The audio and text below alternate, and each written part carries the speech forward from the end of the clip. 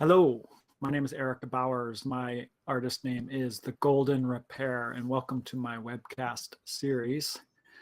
Today, I'm with Tenneson Wolf. Tenneson is a facilitator, a workshop leader, teacher, blogger, and coach who is committed to improving the quality of collaboration and imagination needed in groups, teams, and organizations. Welcome, Tenneson. Hi, thank you. Yeah, thanks for being here. Glad to. And where are you right now? Are you in Utah? Is that right? I am. I sit in my home in Linden, Utah, which is about 45 minutes south of Salt Lake City. Okay. A part of the world I haven't been to yet. You should come. Yeah. So I'd like to start, as I usually do, with getting a sense of your early years. Can you tell us a little bit about what life was like for you growing up? What were your interests? What was going on for the young Tenneson? Well, that's a big category. Hey, I appreciate the question. I like the way that you start in some early childhood memories and things like that, Eric. Your picture just disappeared. Are we okay? I can still hear you. So if you can still hear me. I can hear you well. Okay, let's just go with that. We'll keep going with it. I grew up in Edmonton, Alberta. I'm Canadian and have lived in the United States longer than I lived in Canada, but my growing up years were in Edmonton at a time when the city, before it's grown so much as it has, I used to relate to living in the southeast, which now I'm told is the northeast of the city. Oh, wow. Yeah, and let's see. Yeah, just some interests and things. I was a sports kid. I grew up with my mom and my dad were together for a while. My parents split when I think I was about 9, and then there was me and my sister, who my sister is just a little bit older than I am, a year and a half or so. And grew up in a family system, though, of grandparents and aunts and uncles that all were within the city itself. But I was a sports kid. I loved playing ice hockey and got to play ice hockey, and I loved playing baseball and I was a little skinny, skinny, scrawny kid that was reasonably athletic. And I think through sports, I just found a lot of my friendships or camaraderie or a physicality that I needed to be able to deal with stuff that I didn't know how to deal with even. So lots of outdoor rinks in Edmonton, I imagine. Yeah, Lots there of backyard were. rinks. Yeah, totally. Yeah, this is in the day where you take your hockey stick and you put your skates up over the back of the hockey stick and walk down to the community rink and the outdoor rink, and you play with whoever's there. I played in leagues also, but I definitely have that memory as a kid in the community that I lived in, and love thinking of that memory too. Yeah. Is there anything about those years that ties to your passion now for doing group work? Was it maybe part of being connected to an extended family, or what? Ooh, that's a good question. I don't know if it was so much the extended family stuff. One of my grandmothers, my father's mother, Grandma Lena, was one who was involved, though I didn't know it at the time, but she was involved in some facilitation work and some counseling work. And she was like without being educated for it, she was a bit of a go-to person when people are trying to make sense of things or be better in their family systems. She spent a lot of time within family systems and was sort of an unofficial counselor that way, or at least that's part of the story that I know of her. I think eventually she rubbed off on me a bit because I had some instinct to try and do things well with groups. Right. but maybe even more so, Eric. I think I was a pretty pretty pensive kid. Like I, at some point through maybe some of the childhood wounds that I got, I wanted to figure things out, or I wanted to understand my own fears or my own hurts. And even saying it that way probably wasn't how I was articulating it as a kid. But I think I had a desire for things to be better.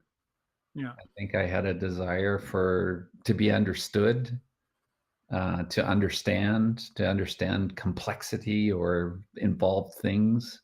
Yeah. And I think those things as a kid probably have carried forward with me. Sometimes I say I've been the kind of person that wants to understand the thing behind the thing behind the thing, and that remains with me. I find that that's true as I get to do my job and be with the people I'm with, and it's so true in my all of my life, my personal life also. Yeah. And then in early adulthood, you joined the Mormon Church. Is that right? I did, yeah. Yeah. Can you remind me? You've told me this before, but what led to that? Oh boy, lots of things. So the timing of that, I have to refresh it now. I did not grow up in a religious family. Yeah, My that's why I find dad's it so Yeah, my dad's curious. side of the family had a fair number of practicing Mormons, like my grandparents on that side. Okay. My dad was not yeah, practicing Mormon, and I didn't know that really about him as a kid. We were not a church-going family, Right. and uh, yeah, well, we weren't a church-going family. At some point in my life as a young adult, I think when I'm 18 or 19, I decided I should learn a little bit about religion. And something within me, I think, was wanting to believe that there's more than just what I could see on the surface. Right. That's some of the thing behind the thing. Yeah. So one track, one avenue of that was really important to me was to try to understand a few more things of spirit. I was always, I think, pretty uh, intuitively oriented. Like one of the things I most attribute to um, my mom from way back in those days is she'd always challenge me to like feel things in my belly. Listen to Oh, my well. gut. What does your Yeah. gut tell you? And so anyway, I had some desire to understand a few things, and again, some hurts in my own life and some things I couldn't make sense of that pointed me in more spiritual directions. And Hmm. when I was a young adult, in that age, then one of the places I found that was in the Mormon community. It was a Yeah. community that I was really glad to join and be a part of, and really served some important things for a big chunk of my life. Yeah. And until it came a time that that wasn't true anymore, and I left being a participant within that faith tradition. I was glad to be there, and I was also glad to leave. Yeah. And while you were there, you went to Korea, right? I To did, yeah. I just love the trajectory there of Edmonton, and from there, when you joined the Mormon Church, I'm assuming that was down in Utah. Is that right? No, that's not true. Actually, I was Oh, living okay. in Edmonton, and Oh, I okay. had an aunt and an uncle that I was close to and grew even more close to. Okay. Um, so Who it's were part interesting. of Go ahead. I'm sorry. the aunt and uncle were part of the Mormon Church? They were. That's correct. Yeah. So they were your doorway in there. They were my friends. My aunt is 6 months older than I am, so I see. we're Okay. of the same age group, really, and they were definitely people that helped me land well in that tradition, and I was glad to land in it too at that time Okay. of life. And Korea, yes, that was part of the experience for people who are Mormons. There's often a missionary service thing that goes on. And the short of it for me is I thought, if I'm going to come into this, then I'm going fully in. I was of an age where I probably could have gotten away without not going, and yet I decided, no, I'm going fully in, and that led to 2 years of missionary service in South Korea. Wow. When you look back on those 2 years now, what stands out for you? What are you keeping from those times? Or... Yeah, well, this is such a good past reflection. It's not stuff that I've thought about for a while.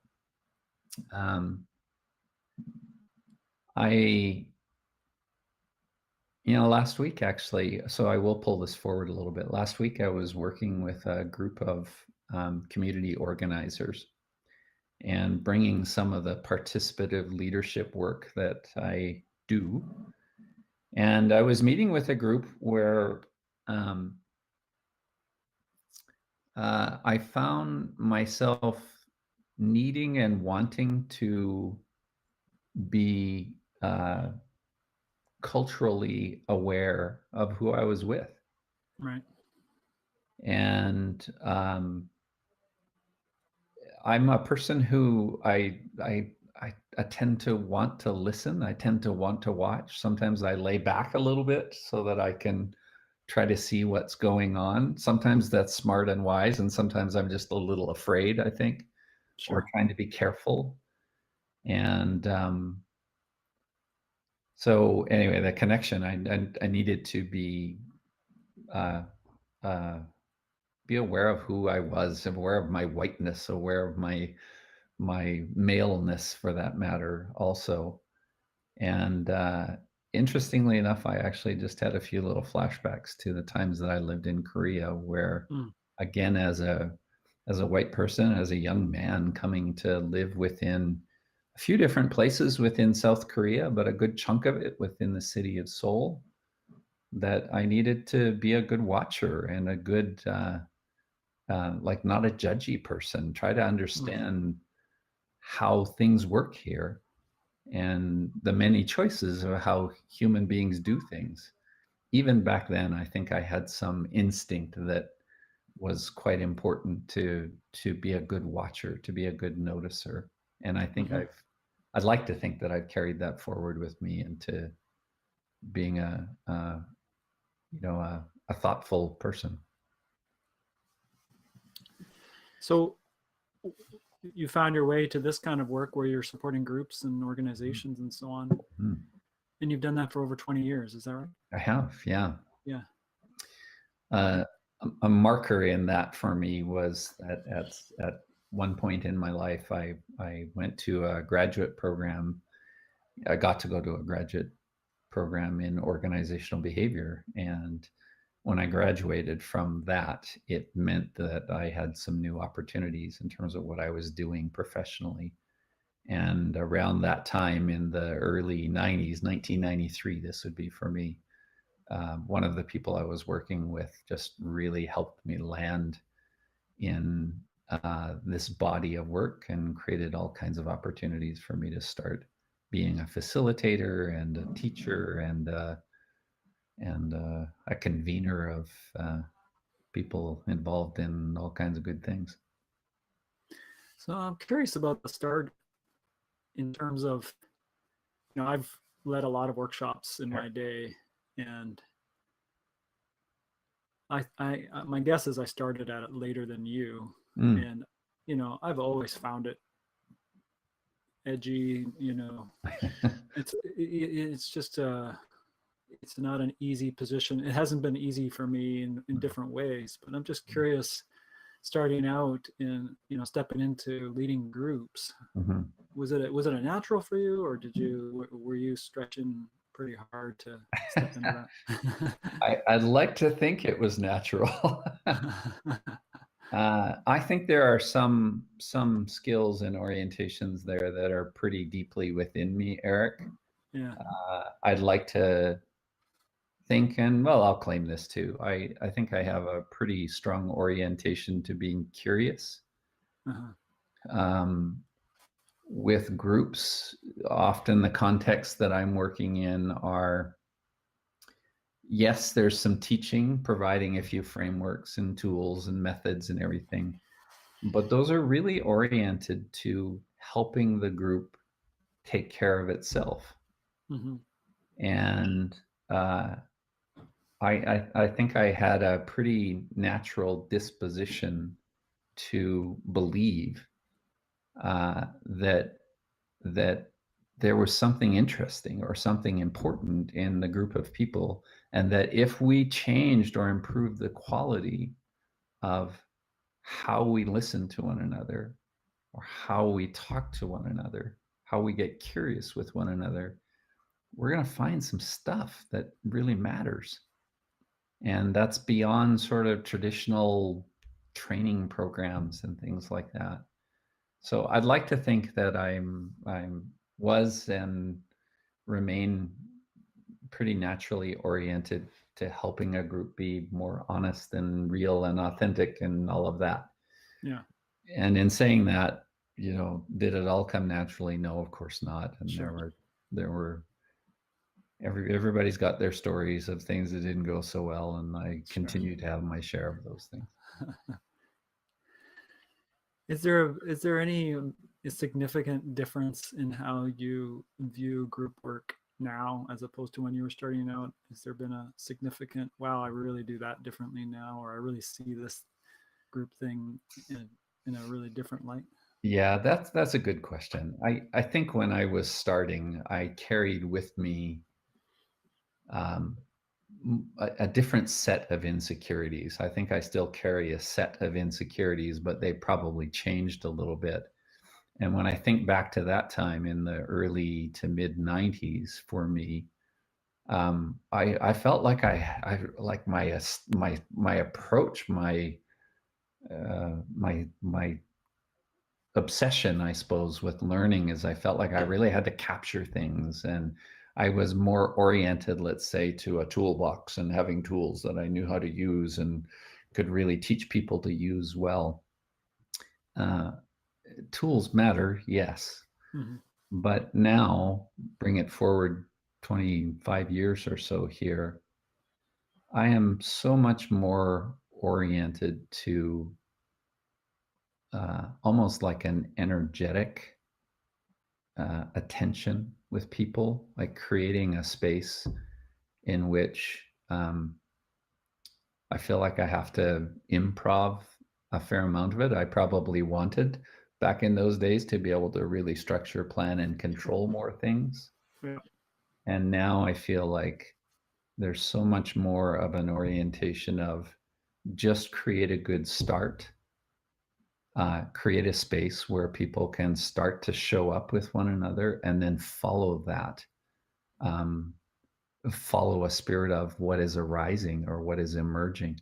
I really care about the quality of authenticity, I suppose, that people are in, and that requires maybe even a bigger heart. I'd like to think I Right. have a bigger heart these days.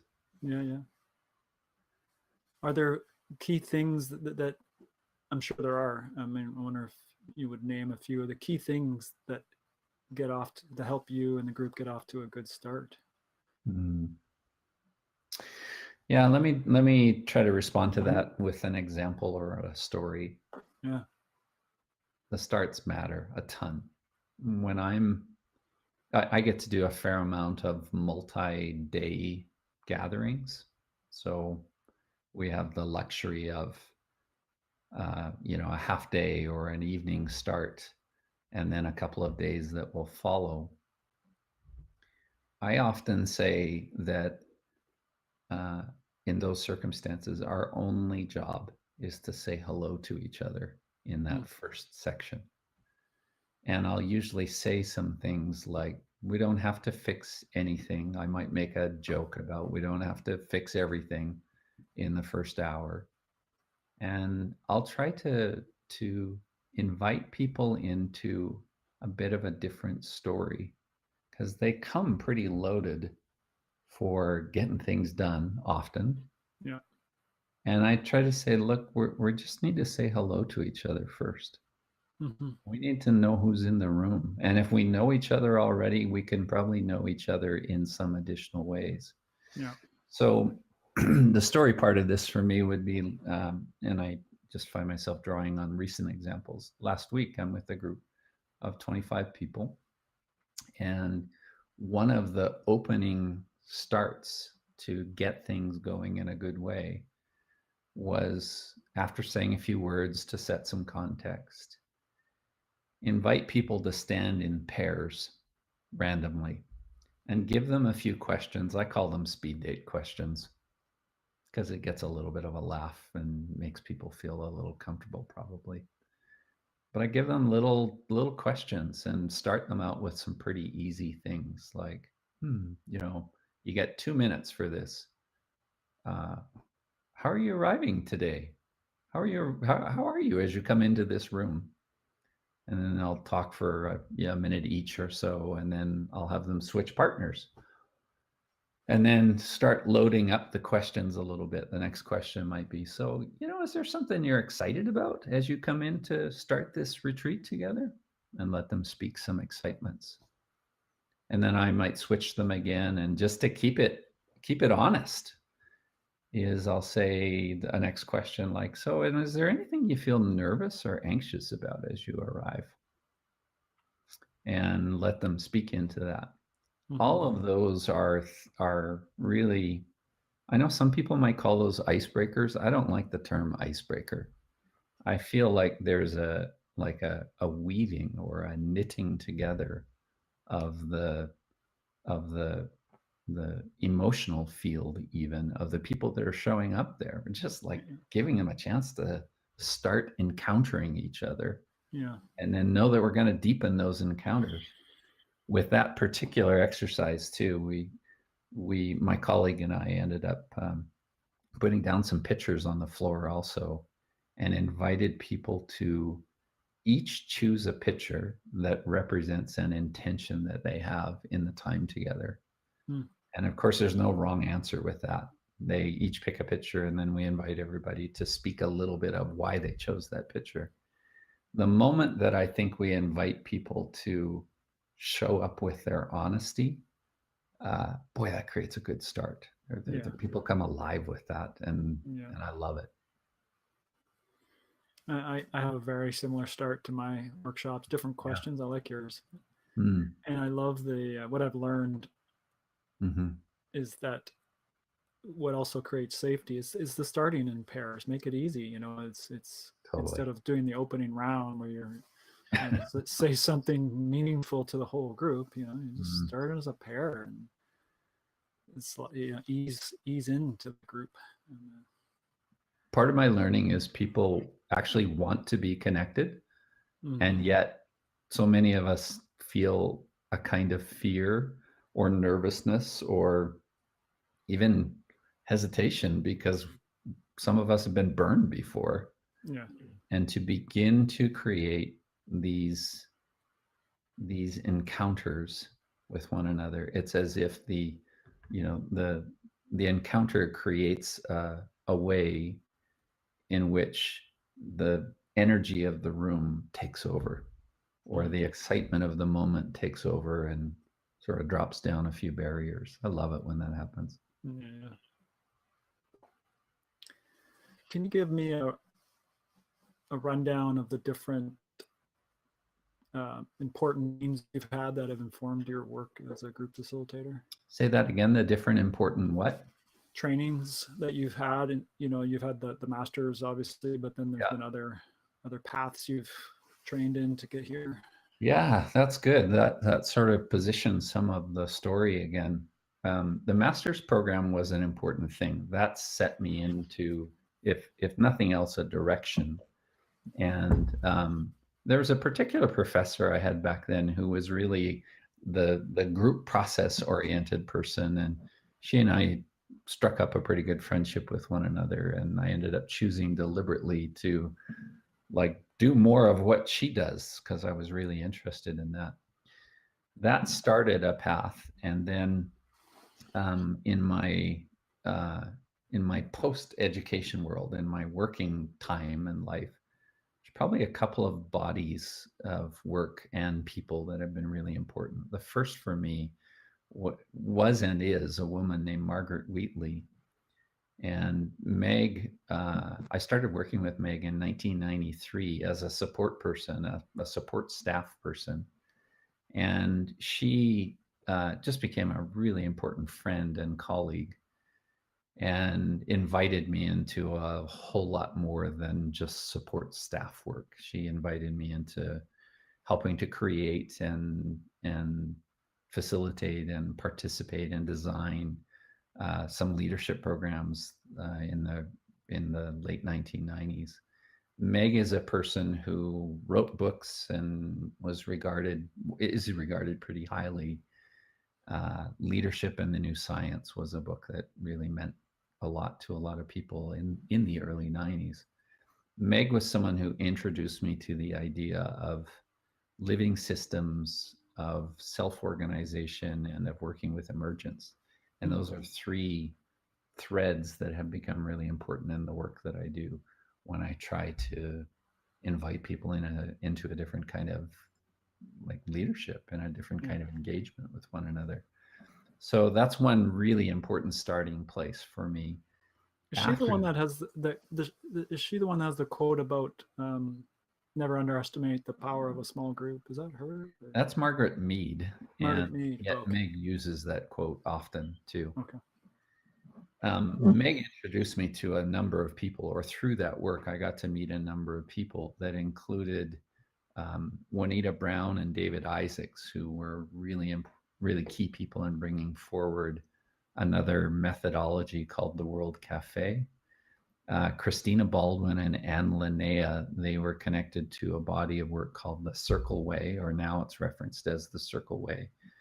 These were like fantastic people who were really committed to a layer of social change, a consciousness change, being helpful in communities and organizations, including businesses. I got to meet some of those people, and Christina and Anne really just became lifelong friends and remain these, deep life companions that I'm so glad to have had along the way. They helped further bring me into a whole orientation or integrity of thinking about what groups of people are and what they could be, and what that has to do with who we are as human beings. Somewhere along the way there, if I go back into the story that you were asking about, starting out and then, how have you changed over the years? Somewhere along the way, I think I just stopped resisting the narrative that says this is about being better humans together. And even though I was very oriented to teams and getting stuff done, it wasn't too far into that I knew I was just trying to create more human spaces. So I got to be involved in some methodologies. Those are some people. The Art of Hosting body of work is very strong for me. Toke Mueller is a key person in all of that, a Danish man that I got to work with and be with back in, I suppose, starting in the late 90s or early 2000s. And Toke was a kind of founding person for a global network of practitioners that were using participative leadership and participative forms of intelligence, for that matter. I got to be involved early in all of that work and bring a good chunk of it into North America also. So you're mentioning the Art of Hosting, the Circle Way, and Margaret Wheatley. Does her body of work have a term, a name? Yeah, well, one of the organizations that she had created, a nonprofit, is called the Berkana Institute. And Meg continues to run that as well as a nonprofit. But there's a key program that she's created and offering now through Berkana called Warriors for the Human Spirit. And it's impressive to see who's coming to those things. I get to hear some of the stories, and in the friendship that I continue to have, friendship and colleagueship that I continue to have with Meg, we get to have some fantastic cups of tea and Thai food to talk about what's going on. It's really fun.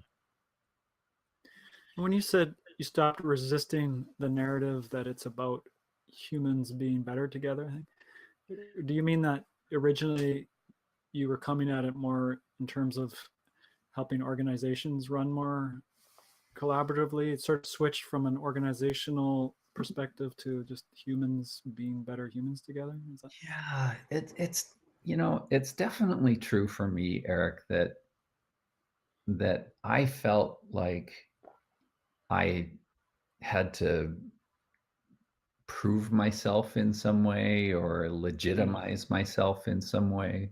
I see. And the easier the easier path on all of that was, well, you do leadership work.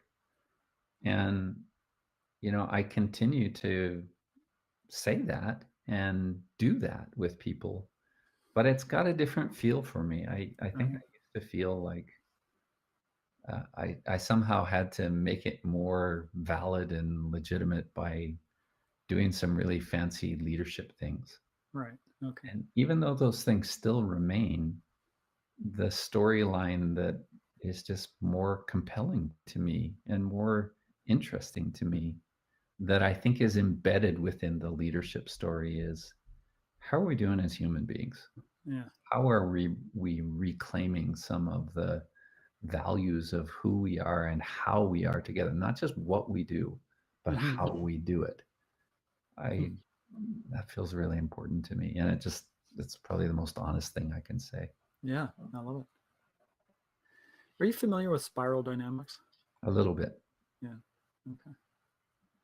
Is that a body of work that you're following or yourself? I used to be. It's always something I have in mind when I think about groups and collective whatevers, and I am part of a group right now on a farm that we're trying to create a farming land-based artistic community here, and yeah, I'm just fascinated, how it's the spiral dynamics. In my brief summary of it is, it's the evolution of collective consciousness, that it goes from different place to different place, and circle type work, farming, land-based community is where I would put a green meme, and each meme has its pros and cons, and I also was really into sociocracy at one point, or it's also known as dynamic governance, which one of the things I really appreciated about it was trying to go beyond the green meme, trying to hold the pros of several memes together, so that there could be more of both and Sure. Yeah, I'm wondering if you can speak to that at all, if that's something that you see, I'm sure you are looking in that, how the green meme can get bogged down in too much consensus type things, or too much of the emotional realm, and nothing gets done. But other memes don't have enough of the human connection. It's all about productivity. Sure. Yeah, I can think a little bit out loud with you around it. I don't know the details of those systems. What I do know is some of those tensions that you're naming, and some of those criticisms too. To say, for example, that to give all of our attention, or too much of our attention, into the efficiencies of a needed group or a needed system, and not give attention to the relationships that need to support those efficiencies, we get into trouble. Yeah. To just pay attention to relationships and not pay attention to the work that we're up to, or the you know, I don't know what words to use here, the production that we're about, it gets gooey. And being able to find the spaces where we can both have the depth of quality of connection with one another and um, the skilled proficiency that we need to, to do stuff. Those things both need to be in place. So sometimes I'll talk about it as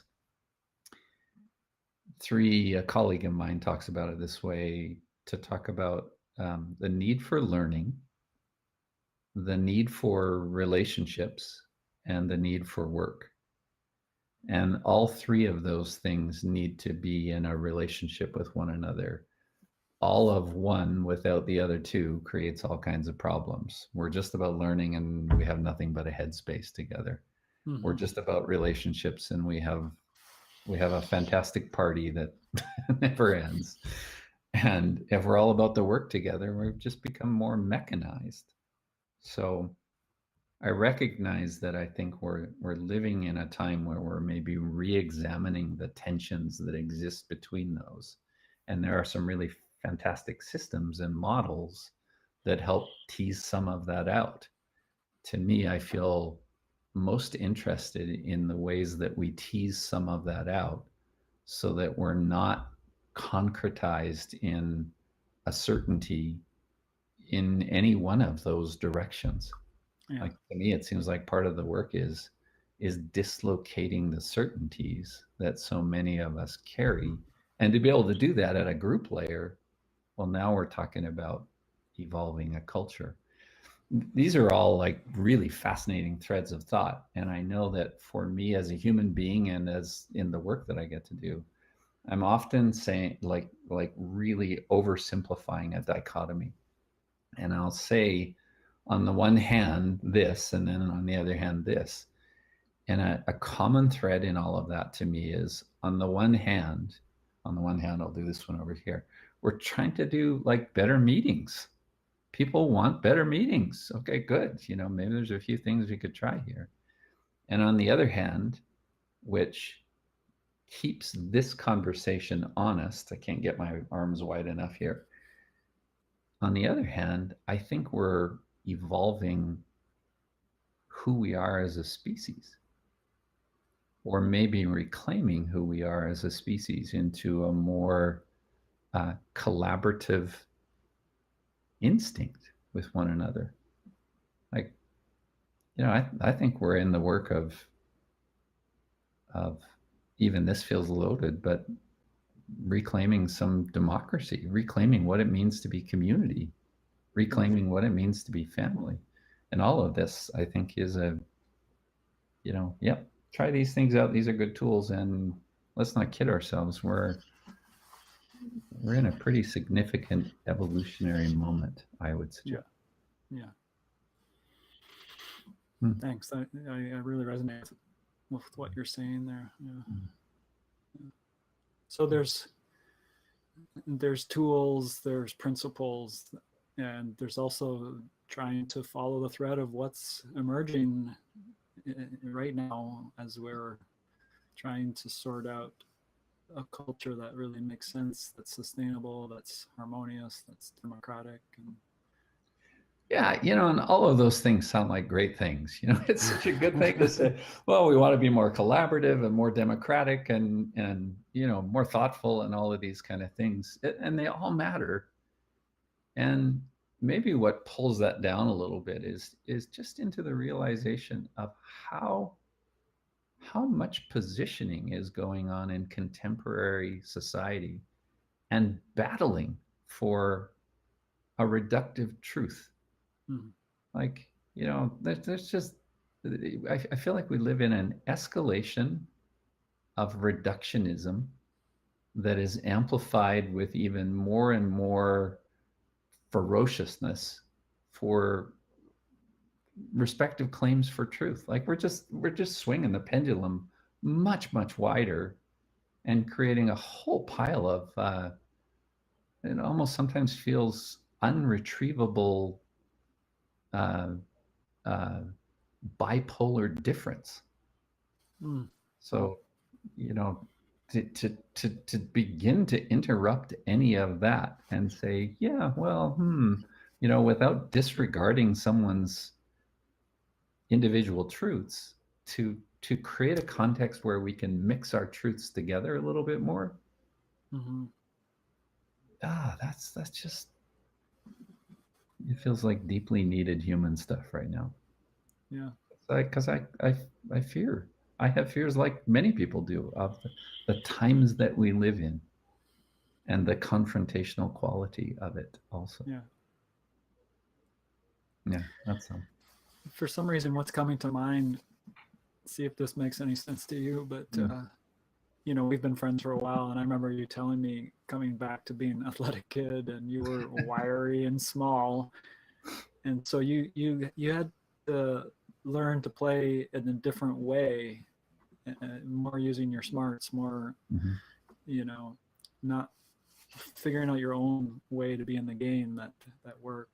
Yeah. It kind of sounds like some of that right now is like there's rules here that are running, that we're getting into trouble with, and we're needing more of a different approach to the game here that's gonna Yeah. lead to something that makes sense. I think we have some figuring out to do with one another. When I think back to those earlier times and the sports that I got to be involved in, I definitely had some sneakiness to me, and like I had to learn some unique things that I could do that gave me a chance. There was definitely some of that, but when I bring it forward into contemporary, well, into this stage of life, there's maybe some of what I gained from that early life is courage never hurts. Growing some courage, but the source of that courage back then might be more like, how in shape am I, or how many push-ups can I do, or can I skate faster than other people? Now some of the courage, I think, is to call bullshit bullshit. And to develop some ability or skill to maybe even just interrupt so much of the certainty. Right. That feels like important stuff in our times. So I do pull that kind of courage forward, and I hope it's really coming from enough of a narrative to say, to challenge what we're up to. Wait a minute, what are we really doing here? Yeah. I think you said. No, sorry. Well, just one more thing with that. I think when I'm with people, sometimes I feel like the value that I'm offering, that I hope that I'm offering with them, is even the momentary courage or imagination to even for a moment conceive that there might be another way. There might be another way to do this. There might be another way to think about this. There might be another way to experiment with this. I feel pretty committed to that. Yeah. That speaks to me of, I think you called it dislocating certainty. Is that? Yeah. Yeah. Is there a specific way that you find helpful to dislocate certainty? Is it mainly just able to hold that possibility that there might be another way? Is that just the starting place of dislocation? In the room? I don't know. No, it's I actually think that when we change the format of how people learn together, and instead of, I'm going to oversimplify here, but instead of being an expert at the front of the room that tells us what to do, some heroic figure, when we shift some of that story, this is not to take away from needed expertise, but when we shift that story into, how do we know things together, or how do we learn together from hero to host is sometimes how I speak about that. So hosting spaces or convening spaces in which many people can contribute to what we know. As soon as you create an environment in which we're hearing from many voices, what we're risking is making it messy. Yeah. And what we're gaining out of that is, I'd like to think, a richer and more authentic texture with one another. Even just hearing multiple voices respond to an issue at hand uh, does something to disturb that certainty. Lovely. That's a big job for all of us, I think. Yeah, yeah. So there's a whole other topic that I had in mind, and we're coming towards the end of the hour, but I'm gonna throw it in there just Sure. because it's an important part of our connection. Mm-hmm. In the topic being men's work and Mm. and men coming together in soulful fellowship, and can you say what I'd actually be curious, how did you find your way there, and what has it meant to you? Yeah, that's good. How did I find my way there? When I speak of there, often my reference is to Soul Time, to the group that that we've been able to share many times. Rock and Brian and Dave and Bob. and Bob. There we are. And being able to join into that. And so my closest connection there was Rock, because we've been friends and colleagues of sorts over the years since about 2006. And so there's an invitation there from Rock.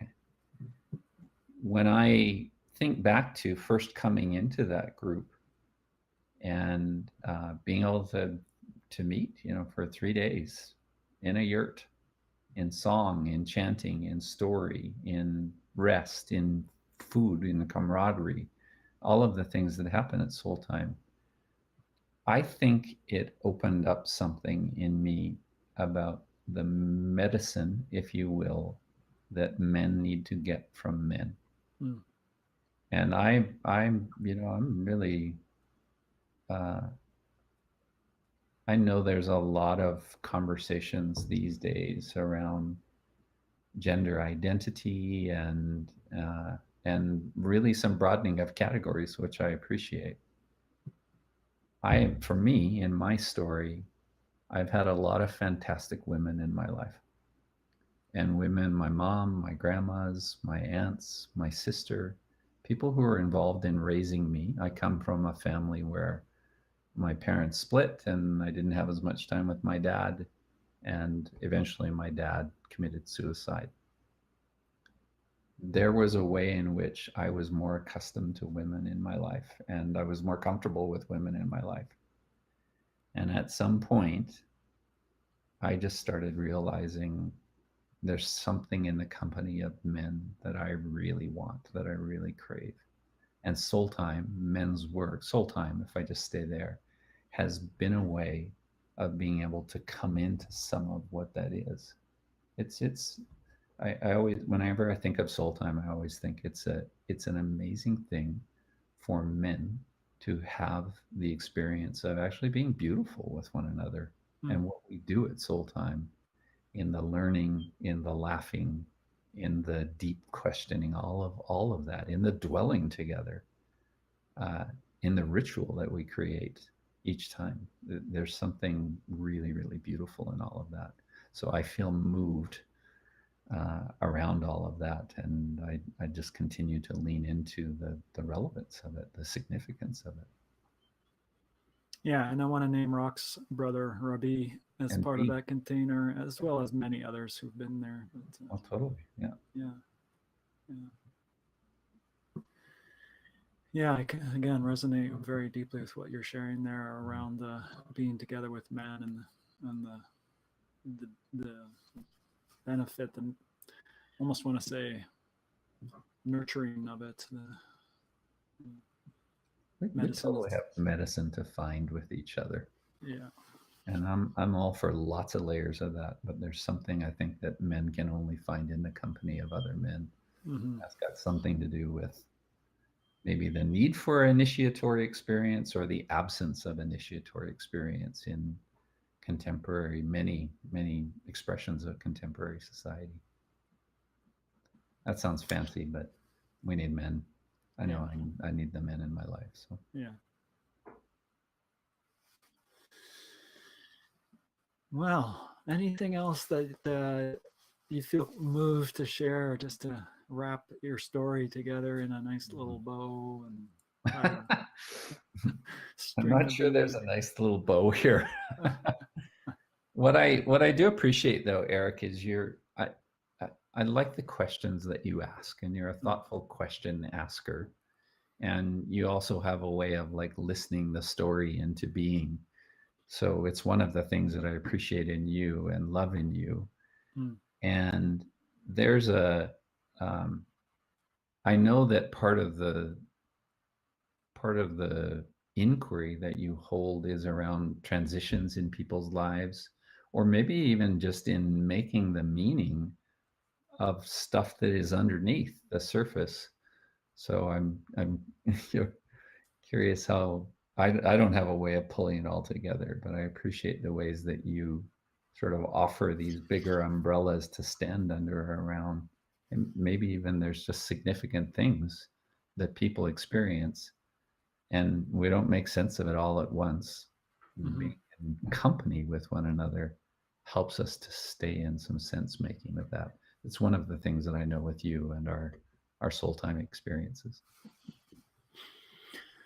Yeah, I love it. I love that. And I agree. There's something about telling our story together, being curious together, finding the questions together that unpack the meaning and the truths, the guidance and the sense of um, a, a, a deeper or a wider web of the whole Mm-hmm. personal narrative. Yeah. Mm-hmm. Yeah.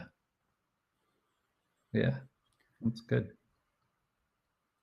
And if people want to find you, you're at tennysonwolf.com. Is that right? Yep. Yeah. TENNESONWOOLF.com. Mm-hmm.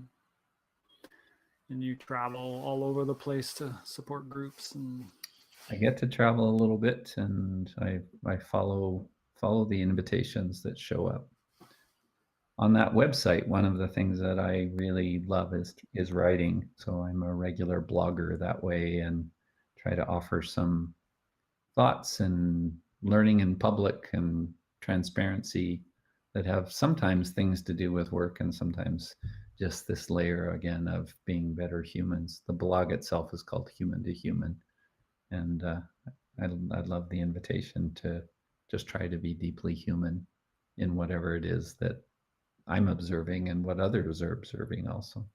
yeah. Well, thanks for being human with me over the computer. It's easy to be human with you, Eric. Thanks for inviting me in to have the conversation today. All right. Take good care, my friend. Okay, you will.